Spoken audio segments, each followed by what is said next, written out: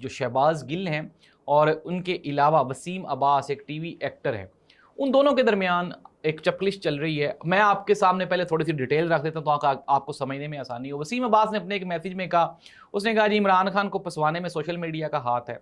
ये मुल्क से बाहर बैठे हुए हैं और मुल्क से बाहर बैठ के ये गंदी गंदी गालियाँ निकालते हैं। इमरान खान की बीवी भी अंदर है जेल में, इमरान खान की आंख भी ज़ाया हो गई है।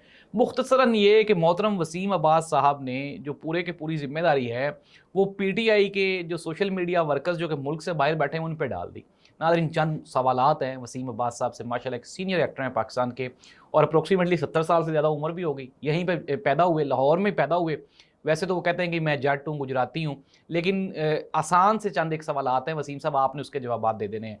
क्या आप ये बताएँ कि इस मुल्क में पहली मर्तबा जो मार्शल लॉ लगा था, क्या वो पीटीआई के सोशल मीडिया की वजह से लगा था? इस साल में इस पूरे की पूरी पाकिस्तान की तारीख में जितने मार्शल लॉज लगे हैं, क्या वो पीटीआई के सोशल मीडिया की वजह से लगे? चलें जी, आप मान लेते हैं जो फरवरी 2024 का इलेक्शन चोरी हुआ, क्या वो पीटीआई के सोशल मीडिया की वजह से चोरी हुआ? क्या जो पीटीआई से मखसूस नशिस्तें छीनी गई, क्या वो पीटीआई के सोशल मीडिया की वजह से छीनी गई? और ये जो इमरान खान साहब आप कह रहे हैं कि 4 साल से जेलों में हैं, डॉक्टर यास्मीन राशिद जेलों में हैं, आपने ये सारा मुद्दा डाल दिया इमरान खान के जो सपोर्टर्स और वोटर्स हैं उन पे। तो आप एक सवाल का जवाब दें कि ये जो अदालतें हैं, क्या ये सही काम कर रही हैं? मौजूदा रजीम सही काम कर रही है? मौजूदा हुकूमत सही काम कर रही है?